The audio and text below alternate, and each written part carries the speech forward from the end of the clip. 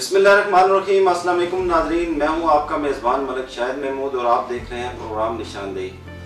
नाजरीन, पाकिस्तान तरीके इंसाफ को तकरीबन 3 साल से ज़ायद अरसा हो चुका है और तकरीबन 2 साल के करीब उसका बाकी वक्त रहता है और इस दौरान कई उतार चढ़ाव भी हुकूमत में आया और जैसा कि कोरोना की वबा पूरी दुनिया के साथ पाकिस्तान को भी उसने अपनी लपेट में लिए रखा और पाकिस्तान की मईशत को इस कदर तबाह किया गया और जैसा कि महंगाई का एक बोझ था वो आम आवाम पे पड़ा और उसमें आवाम भी काफ़ी परेशान दिखाई देती है। मिनी बजट भी आने वाला है और आज हम मौजूद हैं इस्लामाबाद संजानी में और पाकिस्तान तरीके इंसाफ की एक ऐसी शख्सियत जो हल्का NA54 के सदर भी रह चुके हैं, साबका तर्जमान हुकूमत पाकिस्तान भी रह चुके हैं और इस टाइम मरकजी डिप्टी सेक्रेटरी इत्तलात PTI जनाब आमर मुगल साहब, जिन्होंने अपने कीमती शेड्यूल से आज हमें वक्त दिया। जनाब बहुत शुक्रिया आपका सर। Thank you. सियासी और समाजी शख्सियत है, सियासत में आने का शौक कैसे होगा आप?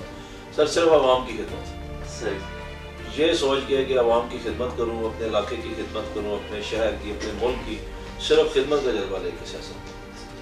अच्छा आम साहब, ये NA54 आप माशाल्लाह सदर भी यहाँ रह चुके हैं और पाकिस्तान तरीके इंसाफ के मरकजी रहनुमा भी हैं, तो यहाँ जो तरक्याती काम जो हुए हैं उसकी थोड़ी सी डिटेल हमें ज़रा बता दें। देखें जी, इस्लामाबाद में पूरे डिस्ट्रिक्ट में 3 हल्के हैं, वहाँ खरबों रुपये, अरबों के नहीं खरबों रुपये के मंसूबे जो हैं वो ज़ेरे तामीर हैं या ऑन प्रोसेस हैं।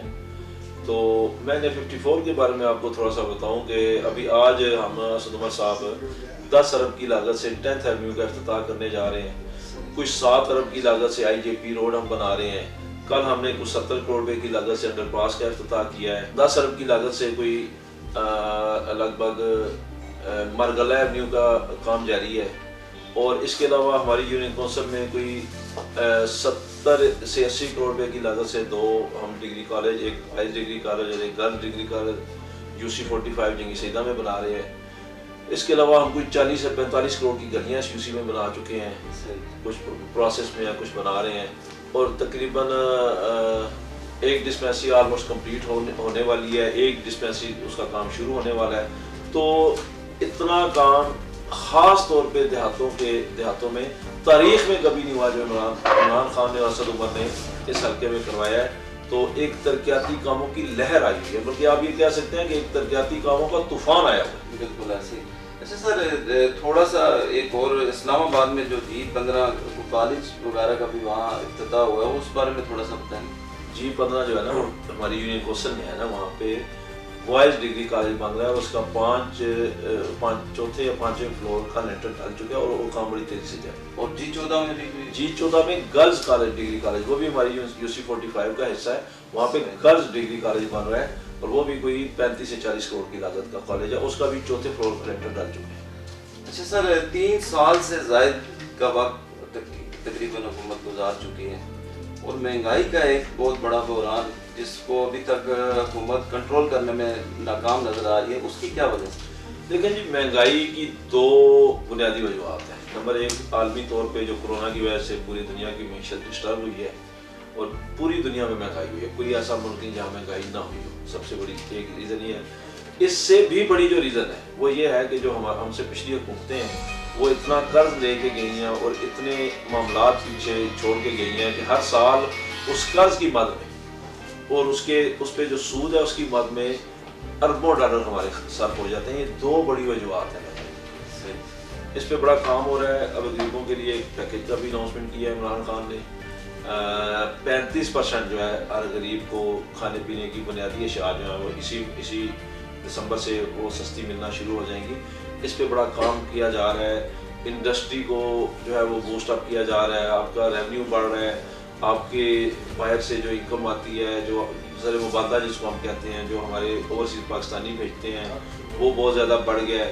अखराजात अपने गवर्नमेंट कम कर रही है, तो हम कोशिश कर रहे हैं अखराजात कम करके और आमदन बढ़ा के महंगाई को इसका मुकाबला करें।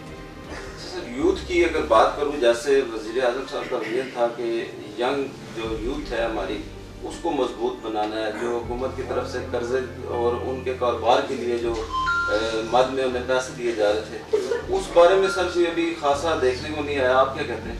نہیں جی، اربوں روپے کے قرضے، بلکہ میں ابھی ڈیٹیل میرے پاس نہیں ہے، میں آپ کو دے دیتا. اربوں روپے کے قرضے جو ہیں وہ یوتھ لے چکی ہے اور یوتھ اپنا کاروبار کر رہی ہے اور اس سسٹم کو مزید بہتر بنایا جا رہا ہے. لیکن سر وہ دیکھنے میں یہ آ رہا ہے کہ بہت مشکل ہے. ہم نے تو جس لڑکے سے، نوجوان لڑکے سے پتہ کیا، وہ کہتے ہیں جو شرائط رکھی گئی ہیں وہ بہت مشکل ہے. دیکھیں جی، اب ایک چیز آپ ذہن میں رکھیں کہ آپ کو کوئی بھی کام کرنے سے پہلے آپ کسی کو قرضہ دے رہے ہیں تو گورنمنٹ کو اس میں تھوڑا سا یہ سیکورٹی چاہیے ہوتی ہے کہ جو کاروبار کے لیے قرضہ دے رہا ہے وہ اس سے کاروبار کرے، اس کو کوئی انکم ہوگی تو وہ قرضہ واپس کرے گا. تو تھوڑا سا ظاہر ہے اس کو سیکیور بنانے کے لیے کچھ شرائط تو رکھنی پڑتی ہے. آپ آنکھیں بند کر کے تو کسی کو قرضہ نہیں دے سکتے. جس نے کاروبار کے لیے قرضہ لینا ہے وہ پلان لے کے آئے گا، اور کوئی ایسا پلان جو نظر آتا ہوگا کہ اس پلان کے مطابق یہ کام کر سکتے ہیں، تو کوئی اتنا مشکل پروسیس نہیں ہے. اچھا سر، پیچھے دنوں چینی کا ایک بہت بڑا بحران تھا، آٹا بھی بیچ میں مارکیٹ میں شارٹ ہوا، اس کی کیا وجہ؟ حالانکہ حکومت نے جو یہ مافیا تھا ان کے خلاف کافی کریک ڈاؤن بھی کیا ہے، آپ کیا کہتے ہیں؟ دیکھیں جی، مافیاز کو اس سے پہلے نہ نکیل ڈالی گئی ہے نہ لگام ڈالی گئی ہے، کیونکہ مافیاز خود حکومت کا حصہ ہوتے ہیں. تو ظاہر ہے اب وہ مافیاز کوشش کرتے ہیں. وہ کچھ دنوں کے لیے چینی کی قیمت اوپر گئی، لیکن دوبارہ گورنمنٹ اس کو 90 پر لے آئی تھی. تو یہ اٹیک کرتے ہیں، ہر حکومت پہ اٹیک کرتے ہیں، لیکن ان کی بدقسمتی یہ ہے مافیاز کی کہ اب ایسا حکمران ہے جو ان کے لیے فرینڈلی نہیں ہے یا جس کا کوئی ذاتی انٹرسٹ نہیں ہے. تو عمران خان نے پہلی مرتبہ شوگر کے بحران پہ کمیشن بنایا، اس کی رپورٹ آئی، اس پہ امپلیمنٹ بھی ہوا. اس سے پہلے تو بس بندر بانٹ ہوتی تھی، مل جل کر سارے کھاتے تھے. آدھی شوگر ملیں جو ہے وہ نواز شریف کی تھی اور آدھی زرداری کی تھی. تو اللہ اللہ خیر سب. اچھا سر، منی بجٹ آنے والا ہے اور مہنگائی تو آ گئی ہے، عوام پہ بہت زیادہ بوجھ ہے. تو سننے میں یہ آیا کہ یہ بھی ایک مہنگائی کا آئٹم بم عوام پہ گرے گا، کیا ایسا ہے اس میں کچھ؟ میں نے آج ہی شوکت ترین صاحب کا بیان پڑھا کہ منی بجٹ میں عوام کو ریلیف دیں. آج ہی ان کا بیان. سر کس حد تک ریلیف ہوگا، یہ ذرا ڈیٹیل سے تھوڑا سا. ڈیٹیل تو اب یہ شوکت ترین صاحب نے بتائی ہوگی، میں تو آپ کو ان کا بیان بتا رہا ہوں کہ آج میں نے صبح ہی ان کا بیان پڑھا اخبار میں کہ منی بجٹ میں عوام پہ کوئی برڈن مزید نہیں ڈالا جائے گا بلکہ ان کو ریلیف دیا جائے گا. سر 2 سال سے کم کا وقت رہ گیا حکومت کے پاس، مزید کیا حکومت پلان کر رہی ہے مہنگائی کو کنٹرول کرنے میں؟ کس حد تک کامیاب ہوگی؟ ترقیاتی کام مزید اور کیا پلان ہے وہ تھوڑا سا دیکھیں. ترقیاتی کام تو میں آپ کو ڈیٹیل کچھ بتا چکا ہوں. دیکھیں پاکستان کی تاریخ میں کوئی 30-40 سال بعد ڈیم بننے جا رہے ہیں. اس سے پہلے تو دیکھیں ہم شارٹ ٹرم پالیسی بنتی رہی ہے. اس سے پہلے مہنگی بجلی خرید لو، بجلی کی کمی پوری کر لو، کچھ پیسے خود کھا لو، کمیشن کھا لو، عوام کو بھی وقتی ریلیف دے دو. جس طرح انہوں نے مہنگے پاور پلانٹ خریدے، مہنگے سودے کیے. آپ سوچیں ذرا، جن کمپنیوں سے میاں نواز شریف صاحب 21 روپے یونٹ کا ایگریمنٹ کر رہے ہیں، انہی کمپنیوں سے، اسی کیپیسٹی کے پاور پلانٹ سے عمران خان 4.5 روپے یونٹ کا ایگریمنٹ کر رہا ہے. تو یہ لانگ ٹرم پالیسیاں ہوتی ہیں، یہ شارٹ ٹرم پالیسیاں نہیں ہیں. ڈیم عمران خان بنا رہا ہے، وقتی تو اس پہ خرچہ ہو رہا ہے، اربوں خربوں روپے کا خرچہ ہو رہا ہے. لیکن جب یہ ڈیم تعمیر ہو جائیں گے 2028 میں جا کے، 2025 میں جا کے، آپ سوچیں اس ملک میں کتنی سستی بجلی ملے گی اور اس کا فائدہ کتنا زیادہ عوام کو ہوگا. اسی طرح عمران خان جو ہے وہ انڈسٹری کو اٹھانے کی کوشش کر رہے ہیں، کنسٹرکشن انڈسٹری کو اٹھانے کی کوشش کر رہے ہیں. جیسے جیسے آپ کی انڈسٹری اٹھے گی، جیسے جیسے آپ کی زراعت اٹھے گی، جیسے جیسے آپ کا کسان تگڑا ہوگا، جیسے جیسے آپ کا انڈسٹریل تگڑا ہوگا، آپ کے ملکی حالات ٹھیک ہوتے جائیں گے، کاروبار بڑھتا جائے گا، روزگار عوام کو ملتا جائے گا. تو تھوڑا سا مشکل وقت ہے.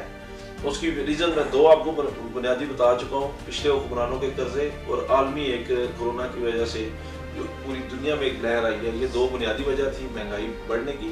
لیکن انشاءاللہ اللہ تعالیٰ عمران خان کو اس میں بھی سرخرو کرے. اچھا سر، کل دیکھنے میں آیا جیسے گولڈا موڑ انڈر پاس کا ایک افتتاح کیا گیا، ماشاءاللہ بہت اچھا اقدام ہے. پاکستان کی مطلب ہسٹری میں یہ پروجیکٹ کئی حکومتیں پہلے بھی تھی، انہوں نے یہ پلان نہیں سوچا جو موجودہ حکومت نے یہ پلان سوچا ہے. عوام کے لیے کافی بڑا ریلیف ہے. اس کے ساتھ ساتھ کل ایک اور بڑا سانحہ جو مطلب میں وہ الفاظ نہیں ہے جو بیان کر سکوں، سانحہ سیال کوٹ، اس بارے میں آپ کیا کہتے ہیں؟ دیکھیں جی، بڑا شرمناک افسوسناک واقعہ ہے. ہم اس کی بھرپور مذمت کرتے ہیں. پاکستان میں توہین رسالت، توہین انبیاء، توہین صحابہ کرام، توہین ائمہ کرام کا قانون موجود ہے. اگر کوئی شخص کسی کو یہ گندا، کبھی اور گھٹیا فعل کرتا ہوا دیکھتا ہے تو اس کو فوراً اس پہ رپورٹ کرنی چاہیے، قانونی کارروائی کرنی چاہیے. ہمارا معاشرہ، ہماری سوسائٹی، ہمارا دین اسلام، ہمارا قانون، ہمارا آئین کسی فرد یا گروہ کو اجازت نہیں دیتا کہ وہ خود اپنی عدالت لگائے اور خود سے سزا دے۔ ہم ایز اے قوم اس پہ شرمندہ ہے، انتہائی غلط واقعہ ہے۔ کسی کو کوئی حق نہیں پہنچتا کہ وہ کسی کو خود عدالت لگا کے خود جج بن کے خود سزا دے۔ یہ عدالتیں اس کے لیے موجود ہیں، اس کے لیے قانون موجود ہے۔ اگر اس نے کوئی توہین کی تھی تو اس کا حق یہ بنتا تھا ان لوگوں کا کہ وہ جاتے، اس پہ رپورٹ کرواتے، اس پہ ایف آئی آر درج کرواتے، وہاں اپنا کیس ثابت کرتے اور اس کے بعد اس کو کوئی سزا ملتی۔ ہمیں کوئی پتہ نہیں اس نے جرم کیا بھی ہے یا نہیں کیا ہے۔ اگر نہیں کیا تو وہ بالکل معصوم اور بے گناہ تھا، اور اگر اس نے خدا نہ خواستہ یہ جرم کیا تھا تو اس کو سزا دینا قانون کی ذمہ داری تھی، کسی فرد یا گروہ کی نہیں تھی۔ تو میں اس کی بھرپور مذمت کرتا ہوں۔